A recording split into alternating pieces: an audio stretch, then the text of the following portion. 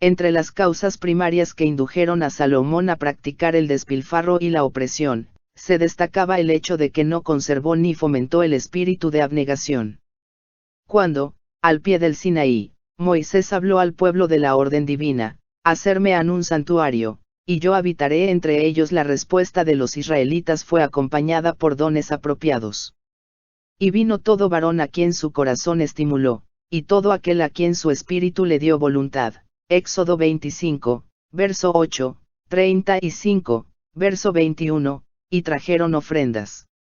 Fueron necesarios grandes y extensos preparativos para la construcción del santuario, se necesitaban grandes cantidades de materiales preciosos, pero el Señor aceptó tan solo las ofrendas voluntarias. De todo varón que la diere de su voluntad, de corazón, tomaréis mi ofrenda. Éxodo 25, verso 2, fue la orden repetida por Moisés a la congregación. La devoción a Dios y un espíritu de sacrificio eran los primeros requisitos para preparar una morada destinada al Altísimo. Otra invitación similar, a manifestar abnegación, fue hecha cuando David entregó a Salomón la responsabilidad de construir el templo. David preguntó a la multitud congregada, ¿y quién quiere hacer hoy ofrenda a Jehová? Primera de Crónicas 29, verso 5. Esta invitación a consagrarse y prestar un servicio voluntario debían recordarla siempre los que tenían algo que ver con la erección del templo. Para la construcción del tabernáculo en el desierto, ciertos hombres escogidos fueron dotados por Dios de una habilidad y sabiduría especiales. Y dijo Moisés a los hijos de Israel, mirad, Jehová ha nombrado a Bezaleel, de la tribu de Judá, y lo ha henchido de espíritu de Dios, en sabiduría, en inteligencia, y en ciencia, y en todo artificio.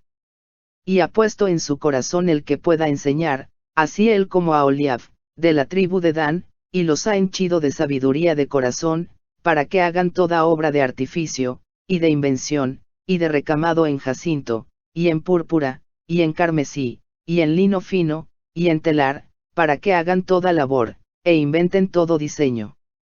Hizo, pues, Bezaleel y a Oliab, y todo hombre sabio de corazón, a quien Jehová dio sabiduría e inteligencia.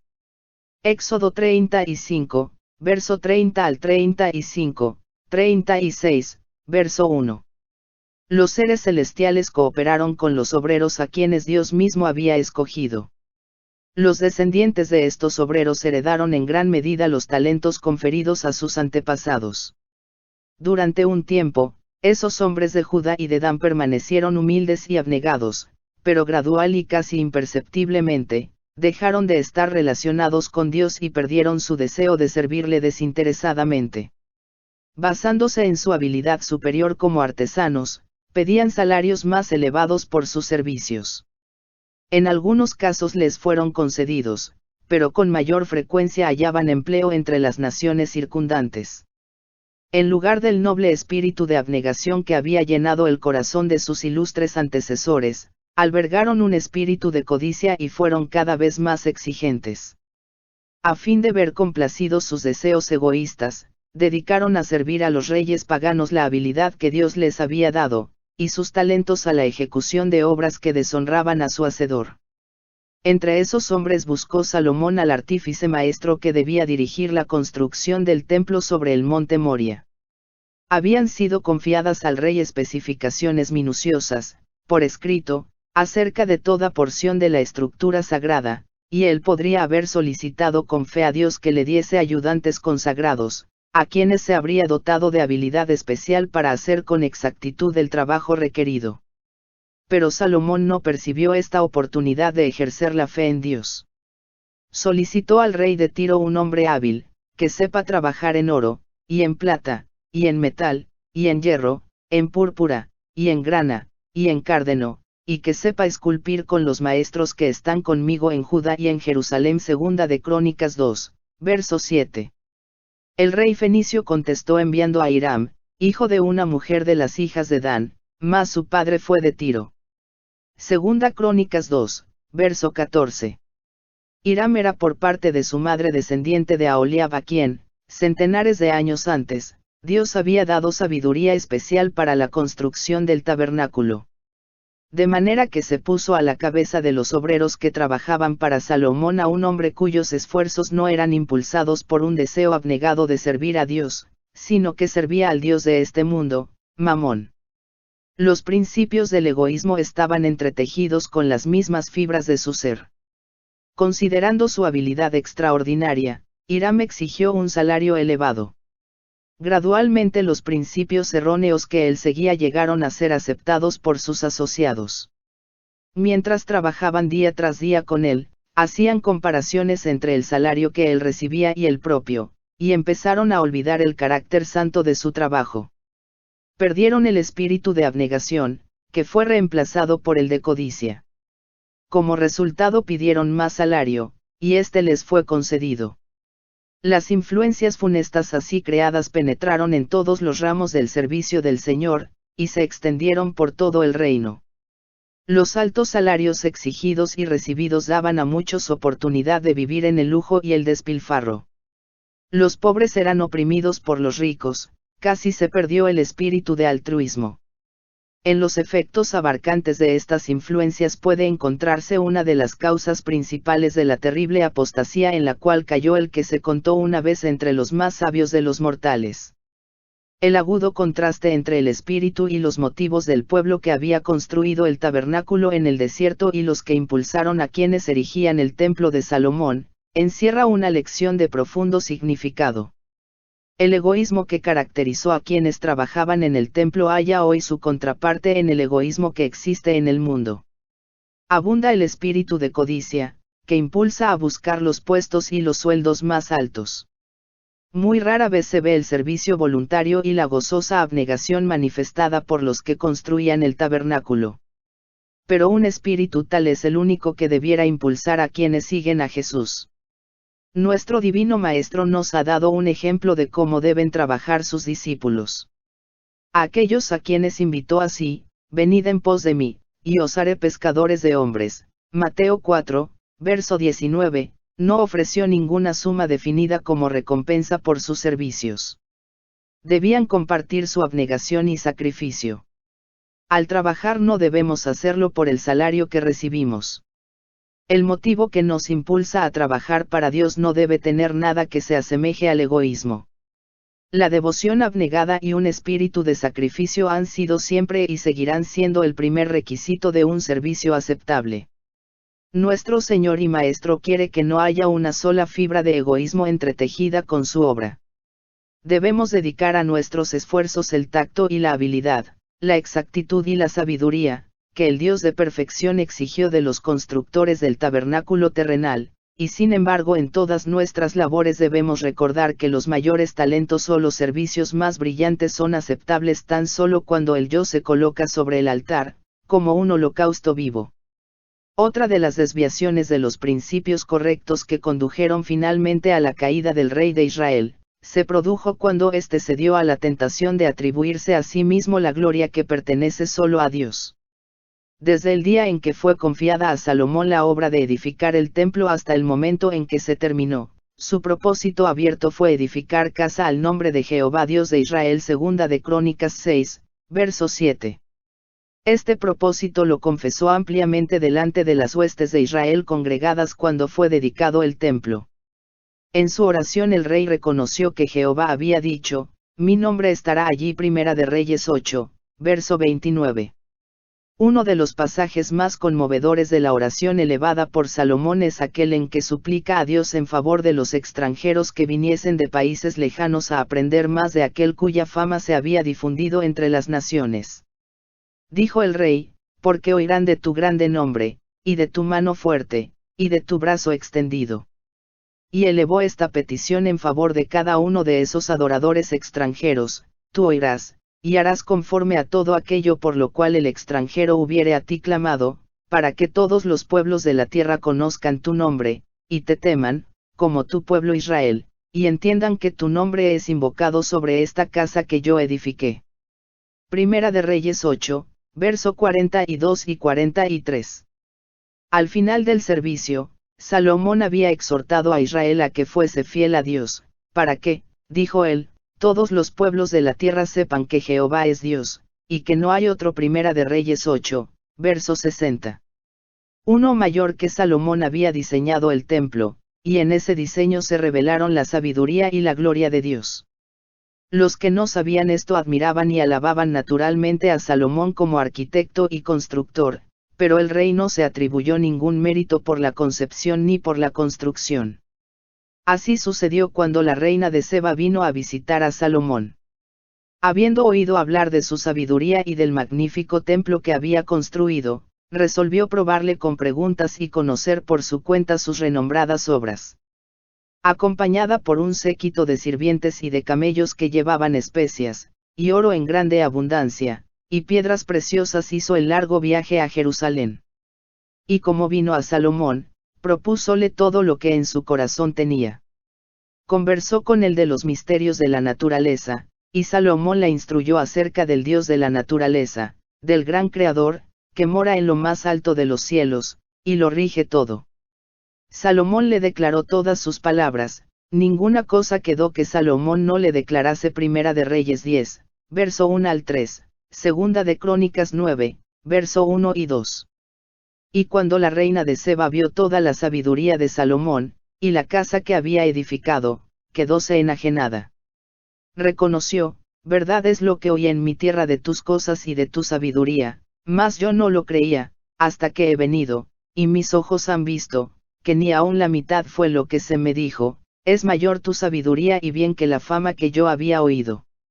Bienaventurados tus varones, dichosos estos tus siervos, que están continuamente delante de ti, y oyen tu sabiduría. Primera de Reyes 10, verso 4 al 8, Segunda de Crónicas 9, verso 3 al 6. Al llegar al fin de su visita, la reina había sido cabalmente enseñada por Salomón con respecto a la fuente de su sabiduría y prosperidad, y ella se sintió constreñida, no a ensalzar al agente humano, sino a exclamar, Jehová tu Dios sea bendito, que se agradó de ti para ponerte en el trono de Israel, porque Jehová ha amado siempre a Israel, y te ha puesto por rey, para que hagas derecho y justicia. Primera de Reyes 10, verso 9. Tal era la impresión que Dios quería que recibiesen todos los pueblos. Y cuando todos los reyes de la tierra procuraban ver el rostro de Salomón, por oír su sabiduría, que Dios había puesto en su corazón, Segunda de Crónicas 9, verso 23, Salomón honró a Dios durante un tiempo llamándoles la atención al Creador de los cielos y la tierra, gobernante omnisciente del universo. Si con humildad Salomón hubiese continuado desviando de sí mismo la atención de los hombres para dirigirla hacia aquel que le había dado sabiduría, riquezas y honores, cuán diferente habría sido su historia. Pero así como la pluma inspirada relata sus virtudes, atestigua también con fidelidad su caída. Elevado al pináculo de la grandeza, y rodeado por los dones de la fortuna, Salomón se dejó marear, perdió el equilibrio y cayó. Constantemente alabado por los hombres del mundo, no pudo a la larga resistir la adulación. La sabiduría que se le había dado para que glorificase al dador, le llenó de orgullo. Permitió finalmente que los hombres hablasen de él como del ser más digno de alabanza por el esplendor sin parangón del edificio proyectado y erigido para honrar el nombre de Jehová Dios de Israel. Así fue como el templo de Jehová llegó a ser conocido entre las naciones como el templo de Salomón. El agente humano se atribuyó la gloria que pertenecía a aquel que más alto está sobre ellos. Eclesiastés 5:8. Aún hasta la fecha el templo del cual Salomón declaró, tu nombre es invocado sobre esta casa que he edificado yo, Segunda de Crónicas 6, verso 33, se designa más a menudo como templo de Salomón que como templo de Jehová. Un hombre no puede manifestar mayor debilidad que la de permitir a los hombres que le tributen honores por los dones que el cielo le concedió. El verdadero cristiano dará a Dios el primer lugar, el último y el mejor en todo.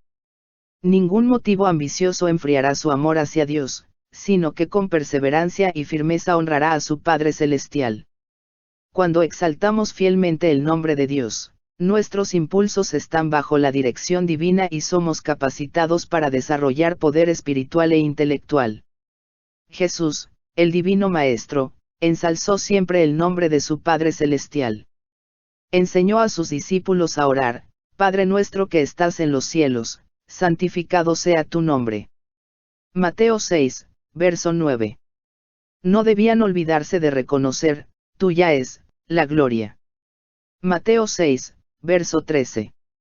Tanto cuidado ponía el gran médico en desviar la atención de sí mismo a la fuente de su poder, que la multitud asombrada, viendo hablar los mudos, los mancos sanos, andar los cojos, y ver los ciegos no le glorificó a él, sino que glorificaron al Dios de Israel.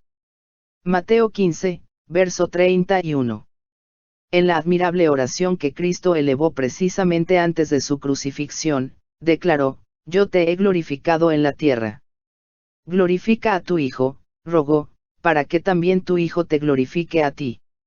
Padre justo, el mundo no te ha conocido, mas yo te he conocido, y estos han conocido que tú me enviaste, y yo les he manifestado tu nombre, y manifestarélo aún, para que el amor con que me has amado, esté en ellos, y yo en ellos.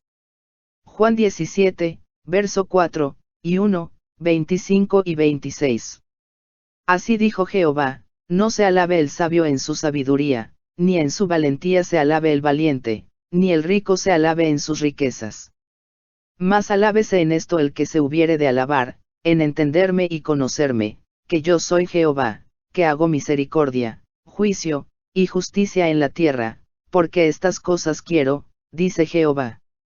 Jeremías 9, verso 23 y 24. Alabaré yo el nombre de Dios. Ensalzarélo con alabanza. Señor, digno eres de recibir gloria y honra y virtud. Te alabaré, oh Jehová Dios mío, con todo mi corazón. Y glorificaré tu nombre para siempre. Engrandeced a Jehová conmigo. Y ensalcemos su nombre a una. Salmo 69, verso 30, Apocalipsis 4, verso 11, Salmos 86, verso 12, 34, verso 3. La introducción de principios que apartaban a la gente de un espíritu de sacrificio y la inducían a glorificarse a sí misma, iba acompañada de otra grosera perversión del plan divino para Israel. Dios quería que su pueblo fuese la luz del mundo. De él debía resplandecer la gloria de su ley mientras la revelaba en la práctica de su vida. Para que este designio se cumpliese, había dispuesto que la nación escogida ocupase una posición estratégica entre las naciones de la tierra. En los tiempos de Salomón, el reino de Israel se extendía desde Hamat en el norte hasta Egipto en el sur, y desde el mar Mediterráneo hasta el río Eufrates. Por este territorio cruzaban muchos caminos naturales para el comercio del mundo, y las caravanas provenientes de tierras lejanas pasaban constantemente en un sentido y en otro. Esto daba a Salomón y a su pueblo oportunidades favorables para revelar a hombres de todas las naciones el carácter del Rey de Reyes y para enseñarles a reverenciarle y obedecerle. Este conocimiento debía comunicarse a todo el mundo. Mediante la enseñanza de los sacrificios y ofrendas, Cristo debía ser ensalzado delante de las naciones, para que todos pudiesen vivir. Puesto a la cabeza de una nación que había sido establecida como faro para las naciones circundantes, Salomón debiera haber usado la sabiduría que Dios le había dado y el poder de su influencia para organizar y dirigir un gran movimiento destinado a iluminar a los que no conocían a Dios ni su verdad. Se habría obtenido así que multitudes obedeciesen los preceptos divinos, Israel habría quedado protegido de los males practicados por los paganos, y el Señor de Gloria habría sido honrado en gran manera. Pero Salomón perdió de vista este elevado propósito. No aprovechó sus magníficas oportunidades para iluminar a los que pasaban continuamente por su territorio o se detenían en las ciudades principales. El espíritu misionero que Dios había implantado en el corazón de Salomón y en el de todos los verdaderos israelitas fue reemplazado por un espíritu de mercantilismo. Las oportunidades ofrecidas por el trato con muchas naciones fueron utilizadas para el engrandecimiento personal. Salomón procuró fortalecer su situación políticamente edificando ciudades fortificadas en las cabeceras de los caminos dedicados al comercio. Cerca de Joppe, reedificó Géser, que estaba sobre la ruta entre Egipto y Siria, al oeste de Jerusalén, Betorón, que dominaba los pasos del camino que conducía desde el corazón de Judea a Géser y a la costa, Megiddo, situada sobre el camino de las caravanas que iban de Damasco a Egipto y de Jerusalén al norte, así como Tadmor en el desierto. Segunda de Crónicas 8, verso 4, sobre el camino que seguían las caravanas del oriente. Todas esas ciudades fueron fortificadas poderosamente. Las ventajas comerciales de una salida en el extremo del Mar Rojo fueron desarrolladas por la construcción de navíos en Ezion-Geber, que es junto, en la ribera del Mar Bermejo, en la tierra de Idem. Adiestrados marineros de Tiro, con los siervos de Salomón tripulaban estos navíos en los viajes a Ofer y sacaban de allí oro y mucha madera de Brasil, y piedras preciosas. Segunda de Crónicas 8, verso 18, Primera de Reyes 9, verso 26 y 28, 10, verso 11. Las rentas del rey y de muchos de sus súbditos aumentaron enormemente, pero ¿a qué costo?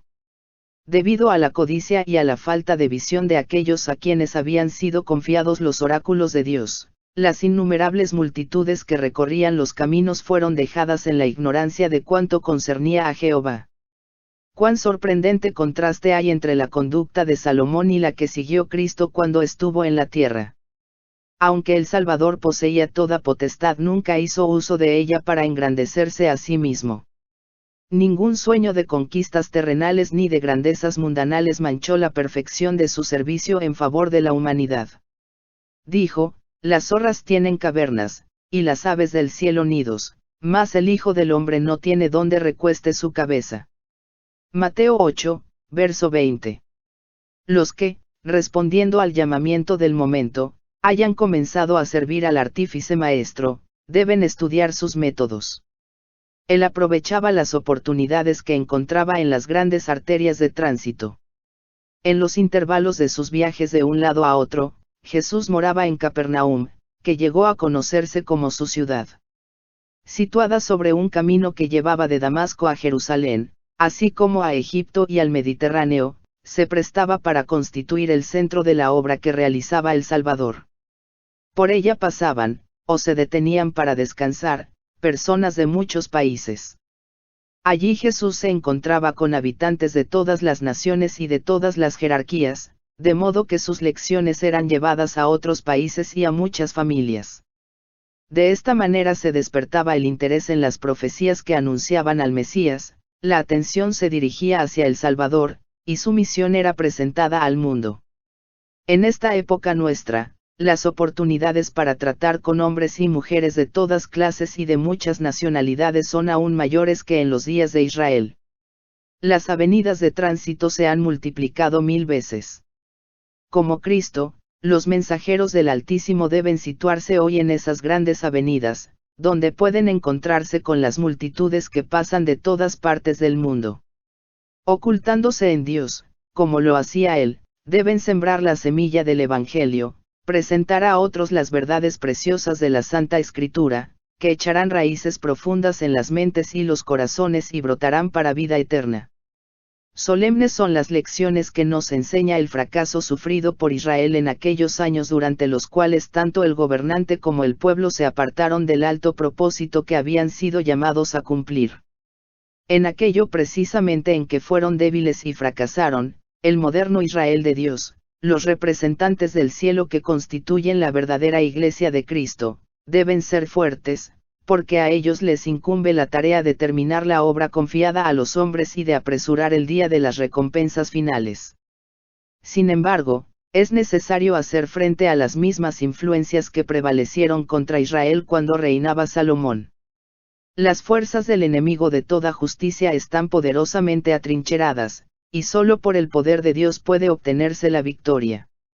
El conflicto que nos espera exige que ejercitemos un espíritu de abnegación, que desconfiemos de nosotros mismos y dependamos de Dios solo para saber aprovechar sabiamente toda oportunidad de salvar almas. La bendición del Señor acompañará a su Iglesia mientras sus miembros avancen unidos, revelando a un mundo postrado en las tinieblas del error la belleza de la santidad según se manifiesta en un espíritu abnegado como el de Cristo, en el ensalzamiento de lo divino más que de lo humano, y sirviendo con amor e incansablemente a aquellos que tanto necesitan las bendiciones del Evangelio.